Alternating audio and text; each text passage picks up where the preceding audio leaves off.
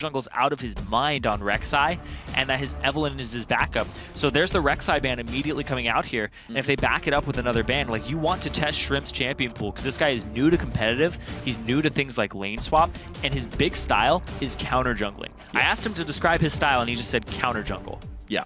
That's it. He likes to control the game. He's not a jungler who wants to scale and sit on his hands. He's very team-oriented, which is surprising for a solo queue jungler. Yeah, and at risk of overhyping him, this is the first player I've seen that excited me this much since, like, Diamond, way back when Gambit first showed up and was, like, the best team in Europe, because, like, out of nowhere, this guy starts doing things in the jungle that you're not ready for or expecting. And you can couch it and say, well, it's in the Challenger Series, his opponents are less good, but this is the first performance like this I have seen in a very long time. The player excites me a lot to watch. Team Coast, I think, are very blessed to have him on the roster, and we'll see what more he can do. You're seeing the Ezreal ban. Not only is it like Wolfie's main, but it's 5-12. The Smite Ezreal's, of course, very good here as the 6 bans have come through. He was playing it before it was cool in the mid lane with Smite, so definitely going to have that banned against Wolfie as long as AP Ezreal mid with Smite is pretty much relevant. Another thing about Shrimp, though, is Conquan translates for him, because he came over here to North America. He knows some English, but not really a whole lot to communicate. And that's why we were seeing things like he's doing his camp, the enemy shows up there, and Peakenwolf is not moving towards him, because the communication still needs to go up a couple levels on Coast. And that's the big worry here, is that it's exploitable when Shrimp has that very risky counter jungle style. So if you catch Shrimp out, he might not get help. That's true, so something to watch out for then. If he's going to get jumped on and invaded himself, then life may be difficult. The bans right now, only the 2 jungle bans on the Rek'Sai Evelynn. Interesting pinch on the AD carries. The Tristana ban, the counter pick against Kalista. So Kalista got banned, which just let Indivisible first pick an Alistar, which is a very strong champion. So unless Coast gets something great for themselves as a response to the Alistar pickup, I'm not sure how well Champ Select really went. But, well, they do get 2 good ones. Echo and Sivir, definitely high priorities. Yeah, and I'm wondering if Shrimp is actually going to play Gragas here.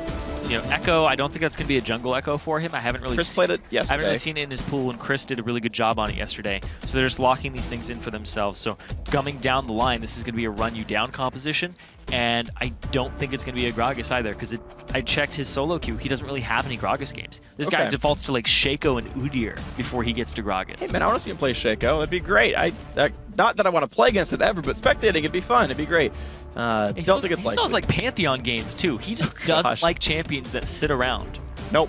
He's got to fly around the map and gank people, which I am totally fine with. It's a bunch of fun to watch. Either way, Team Coast have a lot of ways of starting fights for themselves. The Echo and the Sivir, again, very good at that. Imagine, though, have both zoning and a hard engage with the Alistar. So still more good champions for themselves. Wolfie looks like he's going to go for Victor in the mid lane. I do like that champion a lot. He prioritized that over the Azir. And the Masquerade's going to have a safe AD carry in Corki. We traditionally don't think it's a good matchup or see it as a good matchup against Sivir. But here's why I like it. If she spell shields Frost Bomb, she cannot spell shield Alistar combo, and now Sivir has to dodge Frost Bomb instead of getting free mana off them. Good point. Really good point there. Playing around the spell shield is going to be critical in that 2-on-2. Wolfie, though, you said he went for it over the Azir. He also went for it over his Xerath, which is the only thing we've seen him play throughout the 3 previous games. Wolfie is a Xerath, Ziggs, Jace, long-range type player, AP Ezreal. He loves poke, and seeing this mid-lane mage from him is actually a little different than what we've seen. This guy goes for like AP Cog as well. So I'm talking about Wolfie needing to step up with champions and not just be the backliner, and he's going to give us a different type of performance here than what we normally see from him. But I want to see if he goes back to some of those tendencies of I need to stay in the back line instead of being that aggressive Victor that people get those Qs off. They get the empowered autos and actually blow people up. Well, the thing is, his team is really mid-range. Corki's poke is His damage is really kind of mid-rangey with the Triforce and everything. The Alistar's an engaged champion. Wolfie had better be aggressive, or he's not going to get anything done with his team fights here. Meanwhile, Team Coast having even more power. Interesting, a Nunu gets picked up here for Shrimp in the jungle. I mean, definitely one of the premier counter junglers in League of Legends. And meanwhile, they add more team fight power. Nautilus supporting the Sivir means more hard engage, more setup for the AP Echo here that we assume is going to Chris, and Peakenwolf will get last pick. Let's see what that last pick is. It's got to be something very high damage. Chris, though, is most likely taking the Echo. With Echo, it is okay. But I like the flexibility here because you can go with some, like they do have. They could top Nautilus mid Echo even. Not that they're going to. That is true. But when I see a Nunu, I'm always hoping for an Azir. Because when I play Nunu, I always hope for an Azir. I always hope my mid laner is going to pick Azir because it just feels so good. And you're like, I have a purpose late game. I can do something. So I would love to see an Azir here from Team Coast to round this out. But IMG, imagine they go with the Shen and the Lee Sin. The Lee Sin didn't work too well for them yesterday. Yeah, I mean, they got outplayed by really good ganks from Shrimp. Now with the Rek'Sai and Evelynn gone, maybe he doesn't have that crazy early game pressure anymore, and life gets a bunch better. It is a very big tank line. The Alistar, the Lee Sin has somewhat, and of course the Shen. So it is 3 tanks, and then Corki and Victor doing all of the damage in the team fights here. Those two had better do a good job. They spike really early on. The mid-game team fights are very good for this roster. Imagine can definitely wrest control. Meanwhile, Coast, you liked it. We got it. Azir mid laner Peek and Wolf with the Nunu Blood Boil is going to destroy people in team fights. Yeah, he played Victor and Kog'Maw a whole bunch, and I was like, I don't think Kog'Maw's really going to fit into this too well. Nah, I'm a big fan of that. So definitely the Azir with the Nunu being picked up, I think is the right way to go because you don't have enough front line to really warrant a whole lot of other champions. I do like the composition from Imagine, though, where they have all these tanks, have all these people who can support a Victor, and the only thing is, though, is Victor very vulnerable. When you run at him with this type of this composition where you're going to have somebody blood boiled, you're going to have people running at him, you're going to have an Azir trying to dive, possibly, but you have the Sivir ultimate. You have the Nautilus. You have people who are going to lock onto him. So Victor is not in a safe position, but you have to get through a Shen. You have to get through an Alistar. So I like the options that are here, and it's going to come down to execution in team fights. Yeah, execution is always a really big thing. I don't think there is a severe mismatch composition-wise. Yep. I think there's some clever compositions. Again, I like the Imagine duo lane, the way they can outplay the Spell Shield. I like the big front line and just high sustained damage champions right behind him. I do think you can build Corki in a way that actually gives you high team fight DPS. Some players will go Zerk Greaves on him, and I think it's actually a really good choice in certain situations. We'll have to see how well that goes, though. As you can see with the camera zooming out, it means we're getting ourselves into the game here. Team Coast did win the first one. They are sitting at 3-0 in the North American Challenger Series. Imagine had their first loss of the series, of the tournament, yesterday to Coast. Maybe they can split the series. Yeah, and that was all about camping the Massacre. He was 0-3 when there were 4 kills on the map, and Shrimp was a part of all of them. So Dardoch needs to step up his early pressure, cover his lanes, be aggressive, and don't let Shrimp get in. And Shrimp is not on a ganking champion this time. Yeah, not on a champion that's going to mess your team up. 2 bans thrown at Shrimp. But the rest of his team gets to lock in what they think are great champions for themselves. And honestly, Coast have a very good lineup. You look down the line, and you look at that, and you're like, yeah, okay, there were probably some jungle bans, and Chris just picked something that players seem to like sometimes. Mash and Massacre basically hugging down to this brush in the mid lane, or in the bot lane, rather, and they're just going to chill for a bit. 30 seconds until minions spawn. I don't think Massacre knows. Mash obviously does. He was so close. Oh, he's going to get it. 10 gold. Wow, Mash was like ready for that. He's going to be fine. Like, I mean, Massacre got some damage, but who cares? He got some gold. This is why you run Exhaust Ignite on every AD carry, bro. He would have killed him. Exhaust Ignite. Oh, man. Would have died, I'm just saying. Or would he have just flashed away over the wall? Cooldowns are shorter on Exhaust Ignite, so we just get it back up. And then he'd all in again in 3.5 minutes. Outplayed. Boom. Got it. Free low. Makes sense. There's no disputing that. It's not like I need my flash for late game team fight positioning. He's Corki! Peel for me, team. He's Corki! Peel. He doesn't need it. Peel. You know what? I'm going to start playing Exhaust Ignite Corki from now on and see how it goes. Oh, man. I'll let you know. That's like, you know. When I reach Plat 1, I'll let you know. Prototype would always take Exhaust, Flash. You're just going to one-up it. You're like, these are the best summoner spells for killing people and split pushing. Oh, this is cute, actually. Peek and Wolf helps Chris go through the early camp. Of course, really no time lost by the Azir. A couple hundred damage dealt to the camp. And Chris will have a slightly faster road to the top lane. Big ol' Ron does not go for camp himself. Shen fairly slow at that, so yeah, just walks to the lane. But it will mean a small advantage for Chris. Mid lane matchup, pretty close to equal. Duo lanes took the jungle camps themselves. I think Alistar Corki are really, really good duo lane with that kind of stuff. Yeah. And oh, Indivisible hits a pulverize that wasn't going to hit anything. Nash already level 2. Trying to just push this advantage as much as possible. Massacre still a little bit of a ways away. Conquan will hit 2 in this wave, and then They have all the I think it's next way back. Oh, no, it is. No, he You're gets it right here. What did he share XP on then? Oh, right, because the part of the wave is dead. Never mind. Yeah. Right, it works differently than what I was remembering. Yeah, it was kind of a... Because they gave Mash all the XP, right? Yeah, it was kind of an awkward little back and forth there in terms of how much experience everybody had in this bot lane. Okay, yeah, now we're good. I forgot about the fact that they showed up late. Quan is absorbing what gold he can. Otherwise, the matchup seems fine on all sides. Indivisible trying to zone out Mash. There's the headbutt. Doesn't pulverize, though, and a really good anchor means Indivisible going to lose a lot of health here. Sivir just walks backward to stay safe. But no stun means no follow-up. Sivir did learn Spell Shield, but isn't hitting them in time to actually block the damage coming out. There we go. There we go, yeah. Blocks one. Blocks one for himself. The new Phosphorus Bomb animation. Yep. Particle. Particle, yes, Particle. If we see any Rumbles or Gallios, they'll have new ones too, or Brand. Little Sand Soldier timers and Spectator as well. No impairment. Above Azir Soldier's head. Yeah, the exclamation point for...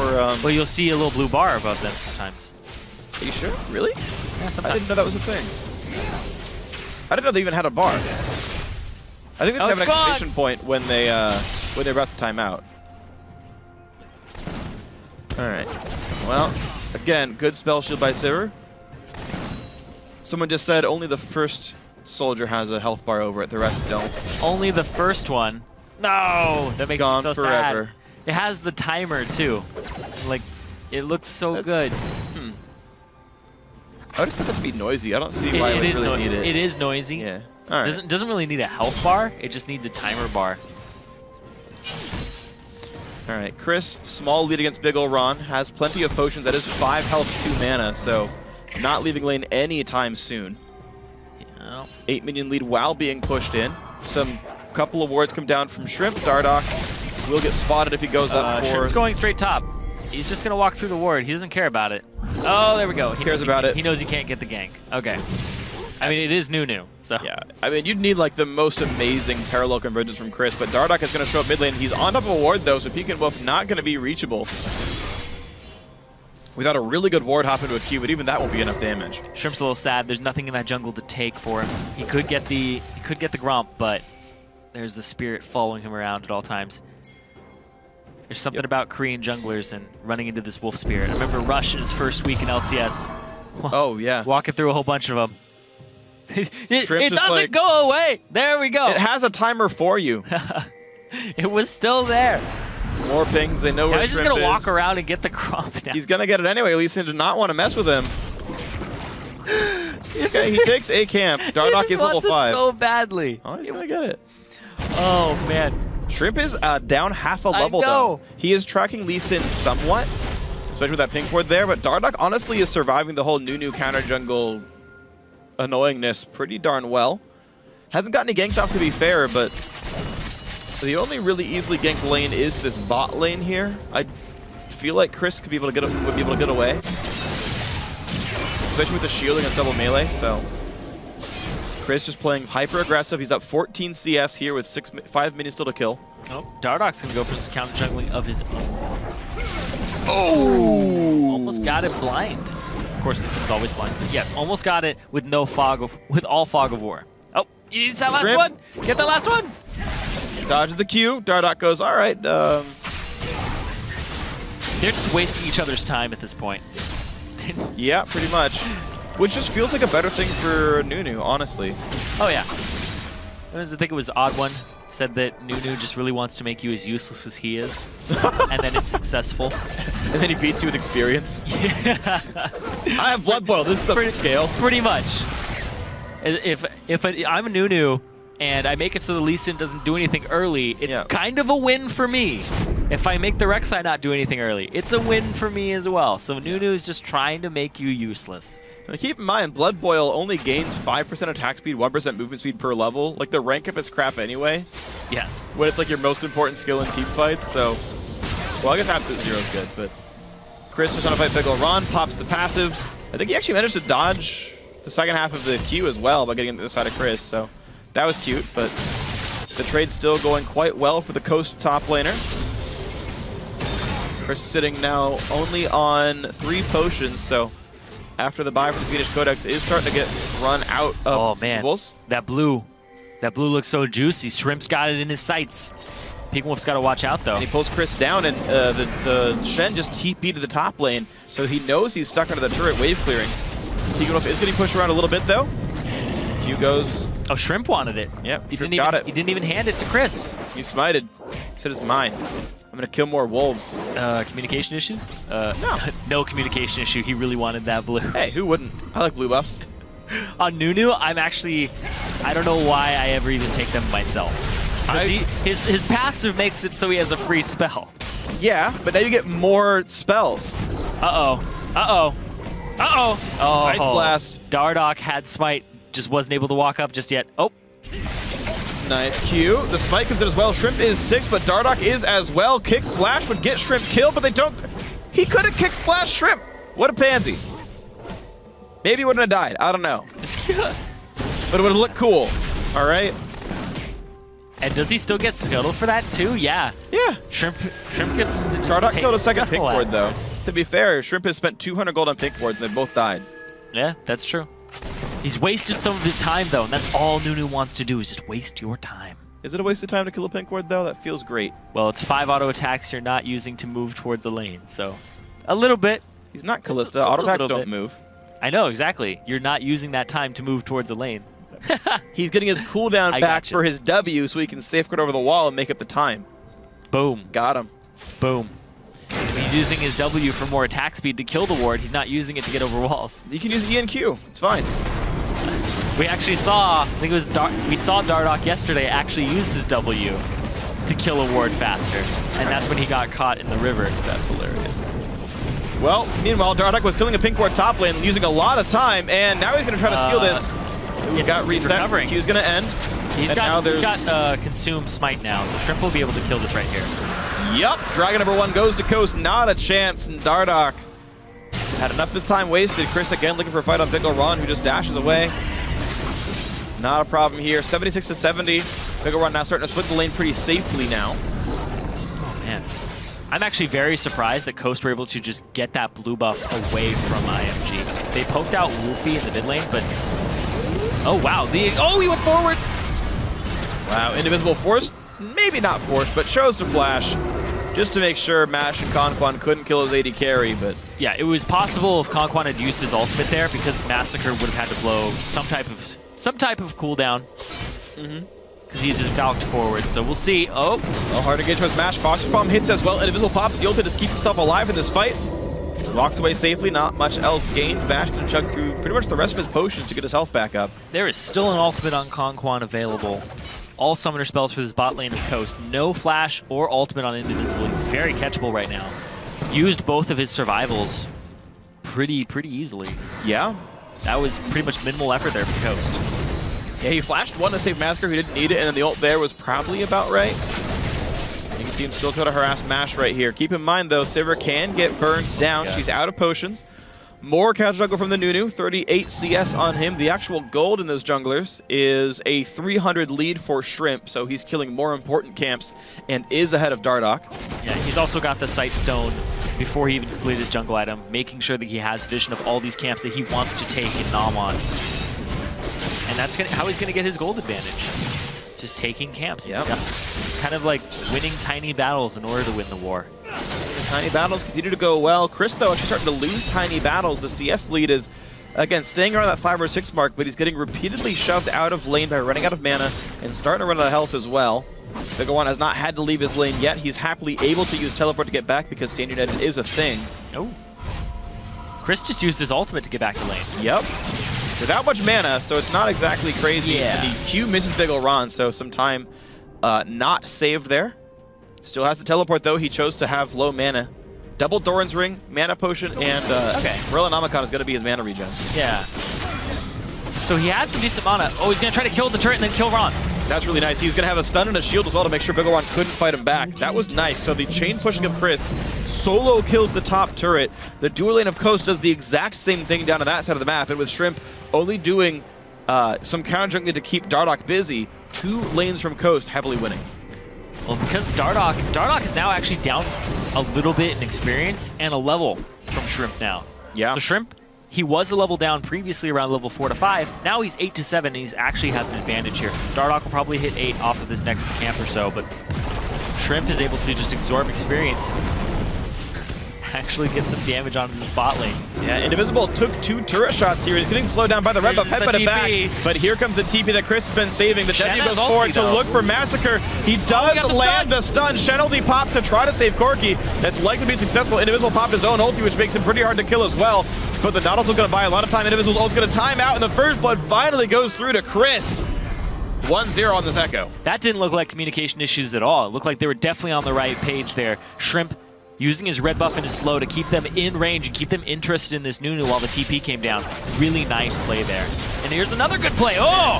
Quan is an absolute hero. Great luck, but a Massacre now for some damage on a big ol' run. Dardoch will force them back, but I gotta say, take it. Oh wow, Mash trying a little bit too hard here. Nice kick flash, but I don't think Mash is gonna die. It's a waste of his flash. Dardoch dies for it. Huge misplay by Dardoch. Nobody was there to capitalize on it. Big ol' Ron had already walked back. He didn't even have the HP to stay in this fight. Wolfie is finally here. Double pulverized, but here comes the damage from Victor. Double tank in the front line, just not gonna die, but Victor doesn't have the ability power to really knock him down. Only rank 1 Chaos Storm. So a simple 2 for 0. Peek and Whip didn't even bother to walk in the bot lane. Gets a lot of turret damage for this one. Is going to build a 20-something minion lead and nearly kill the turret for it. Oh man, every turret taking substantial damage. The top one, the bottom one, both down. And Coast almost on a 3-turret advantage here with theirs pretty much untouched. Yeah, the mid lane's at like about 3/4. It's really just... Yeah, the bot lane, same story. Yep. Massive lead for the Team Coast lineup right now. 4,000 gold. The first Dragon as well. Minute 15 until Dragon 2 comes up. Now, Chris will not have teleport as Big ol' Ron will, so that will be one thing that Coast has to play around. But with their other lanes winning so much, I'm not sure it's going to be something that they can use. It'll be interesting since Chris is most likely looking to split push. And the way he's been using this ultimate, he was even doing it yesterday where he snaps back to the lane just by using the chrono shift. We'll see. He looks like he wants some duels though. Yeah, he's going for the stun here. Got him at the edge. Means a fair bit of damage. Mid lane outer goes down. Chris still on the chase doing plenty of damage here. Shrimp just chasing Dardoch down. And again, a long-reaching Q looks for Big ol' Ron, who's able to dash to safety. Ice Blast comes through to do just a little bit there. Just continues to be better and better and better. 3 points consumed, 4 points Ice Blast. So once he hits 6, he's going to maxing Ice Blast afterwards. And Shrimp gonna have plenty of powerful slows here. Quan continuing to dominate the jungle as well. Take some vision away. 5,000 lead now for Coast. And Dragon's up in 10 seconds, and Chris homegrud's in. Immediately running towards that Dragon because he doesn't have the TP. He can no longer split push. They already set this up, though. They already chunked people out around it. Shrimp is going to clear Smite to actually get the Raptor buff so he can remove vision. He's only got Smite to kill this. He's got 3 ranks in it. Or, sorry, Consume. He doesn't have his Smite, and nobody's going to contest it because they already have vision around the area. All right, so more great work from the Coast lineup here. So far setting up for a perfect game. No turrets, no dragons, no kills. Chris trying to stop that ward kill. Oh, he doesn't. He doesn't get it. He had like 3 opportunities. You know, Wolfie decided it wasn't important. I guess not. Oh, I missed the cannon. I don't know. Sometimes you go after a ward and you don't kill it like that, but you still take all the ability damage. And you have to think about your life choices for a second there. That's true. I mean, I go for wards and I take a lot of ability damage, sometimes getting me killed. Yep. But it's always worth it because at least I killed the ward. It's always worth it if you worth it if you didn't give them the money to replace the wards or anything. No, that's not how that one worked. I got rid of that ward. Because you're already 0 and 15, so the gold value's not high. Exactly. It just looked at me funny. Can wards look at you funny? Yes, they're looking constantly. Not with a sweeper on them. Which is exactly what you would have done if you killed the ward. What are you talking about? It's a pink ward. Great. Wow, ulti in from Shen. Miscoordination here by Imagine, actually. They thought they're going to die if they weren't. Completely wasted Stand United here.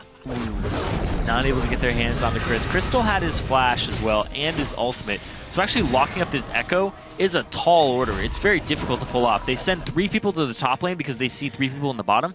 They want to trade turrets. They want to trade tier 1 for tier 2 because they're going to rush down rush down this top lane, and they have a blood boil. Yeah.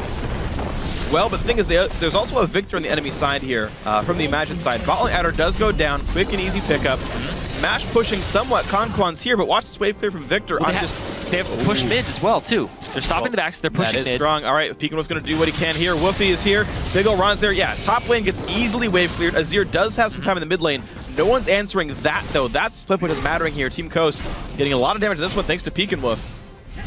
Oh, man. Down to 3/4. Didn't even use any soldiers there because he was afraid of the cooldown and afraid of coming out of nowhere. Oh, Chris baited a little bit here. Yeah, he's going to get away. I think he's fine. He stops back for a little longer, too. Wolfie is once again having to wave clear in that top lane. They're going to try to rotate. Dardoch is off on the side, though. He's a bit alone as well. Oh, we got him! Slow, what a great hook as well. Mash gets the kill. Coast 3-0. 30,000 gold. They have lost a turret now. The perfect game is gone, but still a huge lead. Good aggressive wards. The double sight stone is in here, and it's going to be even more gained here for Coast. Man, you said it earlier, Conquan's a hero. No, these hooks on this Nautilus just coming out over and over again. This guy was playing Alistar and Janna. He's only died once in 3 games. In 4, kind of. He's sporting like a 42 KDA. Let's see. 26 plus 16 is 32, plus 3 is 35. If I'm doing my math right. No, 26 plus 16 is 42. So yeah, 45 KDA. There we go. I forgot a 10 right there. He's got a 45 KDA, and guess what? He has 0 kills. Wow, yeah.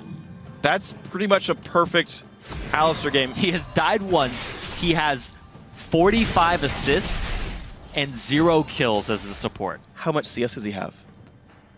I don't know. He's got 30 this game. Yeah, he's used, what, 3 Targon's users, so of course he's probably got a couple hundred. Regardless. Yeah, I mean, it's going real well. Conquan's playing awesome. There's actually something I wanted to bring up way back when during the first Chris gank that I didn't have time to because I kept fighting. I love supports who use one of their Sightstone wards to put one deep in the enemy lane brush because it allows your top laner to get a flank teleport. It's exactly what happened in that first TP in the first blood that Chris got. There was a ward deep in the lane brush that Chris used to get in there. It's the right choice. More smart things by Conquan. Meanwhile, mid lane getting pushed in by Imagine, though these guys refuse to lay down and die. They will get their second turret. Flanked. And a flash pulverized into a headbutt. Pekinwolf is going to have very little health left. The push on in, the kick with the ignite, they get the kill. But here comes everybody. They're going to try to fight this 4-on-5. They got Wolfie, though. They hooked Wolfie. The stun lands. Chris going to make this kill happen pretty easily. He gets locked up, ults back to heal, and somehow only 1 kill picked up. There's a second. Here's the chase down. Big ol' Ron's the 3rd. Indivisible's the 4th. Just a complete massacre, ironically, as the Corgi's last one to go down. Kills for everybody here. A double for Mash. Baron if they want it, and they do. Baron on the table. They're going to go after it here on Coast side. They have the Nunu, they have the Smite, they have the Consume. Very easy for them to take this down. But man, the flank TP, everybody converging. Good move by Imagine to go ahead and take that fight. But the fight afterwards, yeah, not a good one. They got Pekinwolf, but it was just way too much. Sivir popping the ulti, immediate run in. Sivir's just punishing mistakes. Yep, a lot of CC, a lot of burst. Wolfie unable to flash away from all the CC. Just the fact that Nautilus stun turned into a parallel convergence. Like, this is a really good setup. Turret goes down, properly placed CC, properly placed damage. The flash kick to make sure the damage comes through. Massacre's getting out, Big ol' Ron's getting out, but then they look like they want to fight here. Hook into root, into ult, into everything, and Wolfie flashes to just be too low to fight anyway. Oh, man. And you didn't have to fight this. They could have run up into the top. You could have run up to the top. Massacre was fine. You saw him Valkyrie over the wall. Big ol' Ron and him both poised as if they wanted to fight again. And Wolfie's the one who got caught with the hook. Yeah. And he had flash speed. You could have flashed the hook. Like, he flashed after all the CC landed. Unfortunate there, but it does mean more good things for Team Coast. Now sitting 8,000 gold up. Another crushing win for them. Gotta say, it's been great. They 2-0'd Winter Fox, giving up 2 total kills the entire time. The game against Imagine Game 1 was fairly close. Yeah, this is a dominant-looking team. In the 3 games before today, they gave up 8 kills total, and they've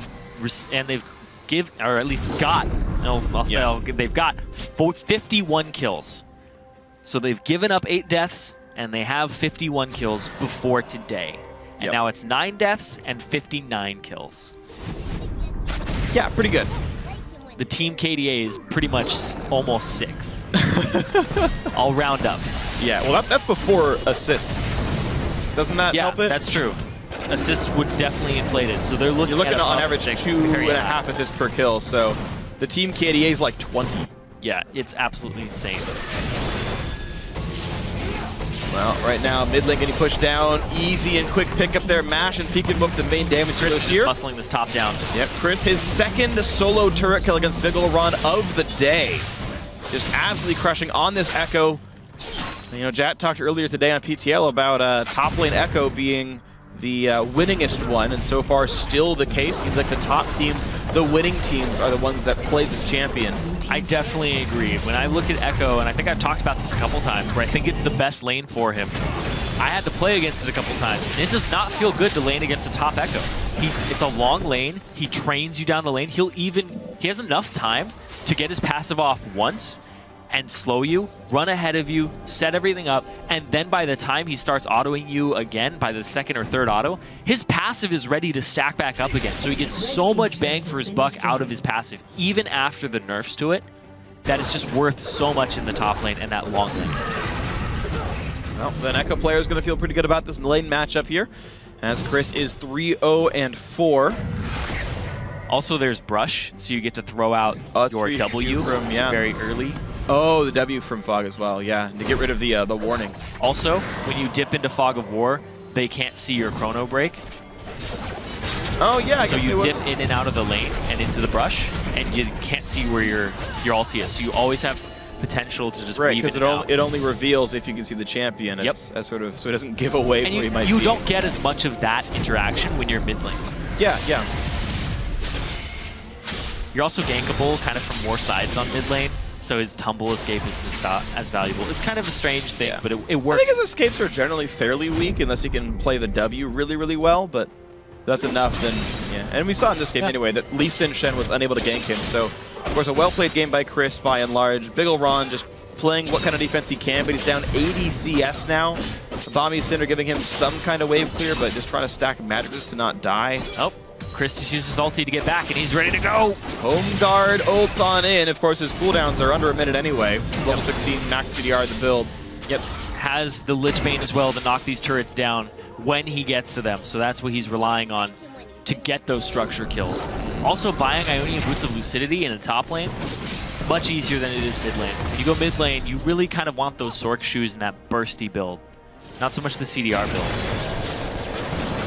Well, looks like just trading things down and playing more over time is how he wants to do it. And, you know, it's working out pretty well for Chris here. So 12,500 gold lead. Just Coast just playing around the split push. There's no neutrals to take right now with Baron and Dragon off the map. So instead, they're just taking all the gold they can and hoping they find some way in. But Corki Victor, great wave clear. Sivir, not the best sieger herself. So offensively taking turrets. You can see exactly, there's the punishment for trying to do that kind of stuff. Gravity Field comes in, forced to pop every spell, happens to manage to spell shield the Gravity Storm. Man, he just hit like...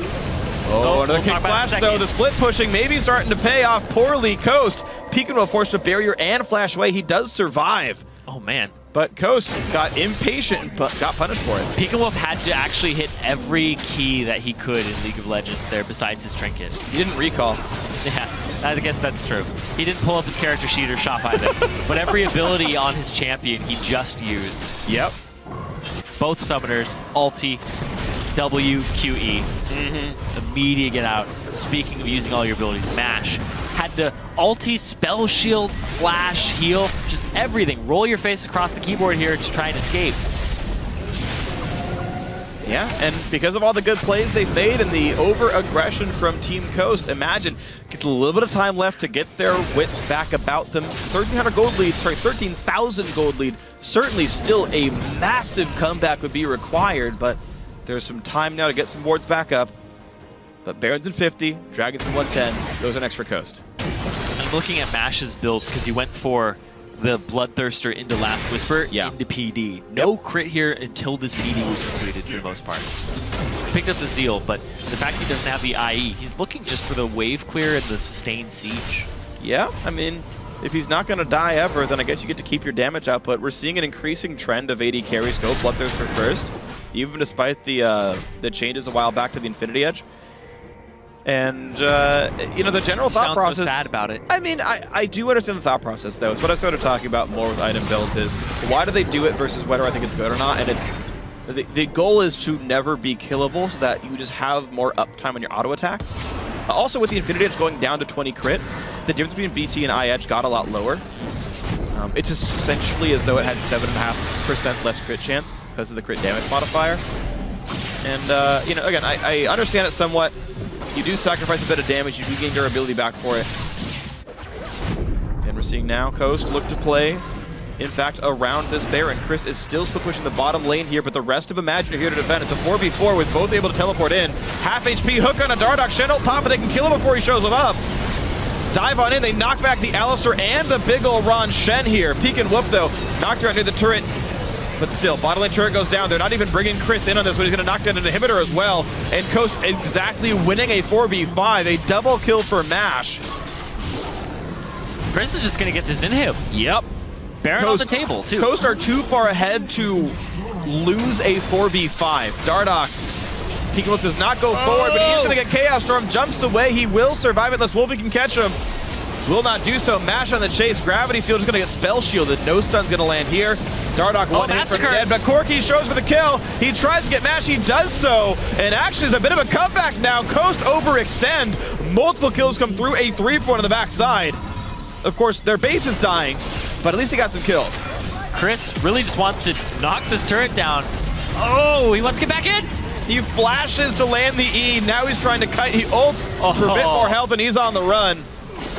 And he's staying to fight. He's going to put the W down, land that stun. He's staying for the stun. Chris is actually almost out of this. He got away from a 1v4. He flashed into the base to kill a turret and got away from a 1v4. Oh my god. This is how far ahead Chris is. Oh my god. 120 CS up over big ol' Ron. He just killed 3 turrets. And an inhibitor. Oh my god. While his team won a 4v5. 3 kills each, I'm pretty sure. Did they win? It went 3 for 3. At the end, I think they lost. The 4v5 went 3 for 3. Because it was 1-8. We were talking about the scoreline. Oh, yeah. It's 1-8. So they ended up going 3 for 3 afterwards. I mean, it does mean shutdown gold went through. I believe MASH was one of the kills, so 500 shutdown gold went to the Massacre 8. But obviously, a massive lead for Coast in this one. 14,000, still the advantage. Dragon 4, which doesn't really matter. And the latest Bajais for Chris. What? Hold on, how many stacks is he at? He's at 5. He just bought it. Yeah, you're right. I had low resolution, but you're right. It is at 5. Oh, he's coming in for the fight. He wants some stacks. Get in there, Chris. He's going to go for Wolfie. A lot of damage on Victor. Shenel, not going to matter. He actually popped it right in the middle of the fight, but a lot of crowd control used to try to stop Nunu. Doesn't matter. Double kill for the Sivir. Indivisible. Going to be divided. Down he goes. 4 for 0. Chris was in the middle of the fight. He popped his ulti when he was low, and they just went back top. I was like, wait, where did he go? Pushed. That actually was super confusing, and to play against that would have been absolutely crazy. Massacre only surviving member, but it's the Nexus for Coast. They're looking to go 4-0 in the first 2 weeks. They're trying to dive him. Don't do it, Coast. Don't lower the KDA. Please win the game. No! All right. They win the game. 2-0 Team Coast. They improved to 4-0 in the North American Challenger Series. For now, they sit alone in first place. Of course, Renegades to play in about 20 minutes, but another very convincing win for Team Coast. Now, you could say that they've had an easy schedule. Winter Fox certainly look very weak right now. They're one of the demoted LCS teams. Team Imagine, former TSM Darkness, kind of. Also, we're a weak challenger team last time around, but Imagine was 2-0 leading into this one. That's true. And Winter Fox was better than Coast in the LCS split. That is true. But Coast, they have new members. They have a lot of new members here. But these guys just seem to be integrating into the roster really easily. Yeah. Shrimp and Peek and Wolf and Conquan. Conquan did play a little bit with them, but he seems completely comfortable now. Did he get a kill at the end of this game? I don't know. I got to check. Conquan ended up 3-1-12. So he halved his KDA with a second death. This is his 4th consecutive game with 10 or more assists, but 3 kill steals this game. Just shameful. Just shameful for Quan to have killed a champion this game. Really, really awkward, but it's okay. Obviously, Coast 4-0. What a great start to the split for them. And now joining us to talk about the victory on the Rift is the Team Coast mid laner, Peekinwolf. Peekinwolf, man, congrats on the win. Awesome play from you. Tell me how it feels to be on an undefeated challenger team. It feels really good. I mean, I feel like we are going against some of the lesser teams, but I mean, that team is definitely better than what I feel was the last team that we just faced. So I'm feeling really good about it, but I know that's just going to get much harder after this. So you've been kind of around the Challenger Series for a little while now, and you've never really been on a team that I guess you would consider a really strong team. So how does this feel for you being on this team now? This is great. I mean, all of my teams before this was kind of on the lesser extent, and I never really felt that I was going to get really far on any team besides this one. This one has really great players, and some of them I feel are even stronger than me, and I'm just trying to do my best to improve myself, and I feel like I really am improving myself to make sure that we definitely can beat these up-and-coming challenger teams like Renegades and C9T, so we have a great chance of getting to the LCS. Yeah, I actually want to ask you two different questions on that. I'll go one at a time. So we just talked to Cloud9 Tempest, and Lod said that, you know, other than Renegades, you were like the other big test for them. Do you think that's the case? It's like you and C9T and Renegades, and how do you stack up across those three? I think we stack up against them pretty well because our shot calling, I think, is getting a lot better over every single game, and we're doing a lot better.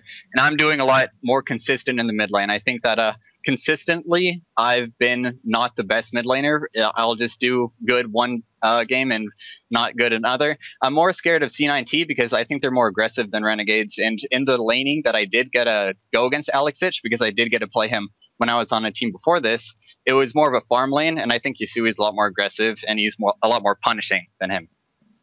All right, so the other question then is talking to you about your new Coast lineup here. A lot of roster changes, of course, compared to the LCS version of Coast. You mentioned wanting to go back into the LCS. Do you think you are better than that old team? Do you think you, if you were in the LCS right now, like, how would this team do? I definitely think we would definitely not get relegated. That's for sure. I think that this team's pretty solid, and we have scrimmed a few teams, and I think we feel really good together, taking off some wins from some LCS teams even. So, feeling really good about that. So, I don't know if you've ever had a coach before, but I know St. Vicious is the coach of Coast. What has he been doing for you personally? Personally, he doesn't really look at individual mistakes, and it's more about team mistakes, which is really nice because there are mechanical errors that everybody makes, and those aren't really important to learn because the players can learn that themselves. So, the team aspect of him telling me like, oh, you should have rotated or you could be pressuring here is a lot more helpful than what other coaches have told me, which is more mechanical stuff that I can figure out myself. Well, it's good to hear that the improvement aspect's going well from the coaching staff. So one final question for you. You're 4-0 right now. Next week you face Vortex. How do you think you're going to match up against these guys? I'm feeling pretty confident going in.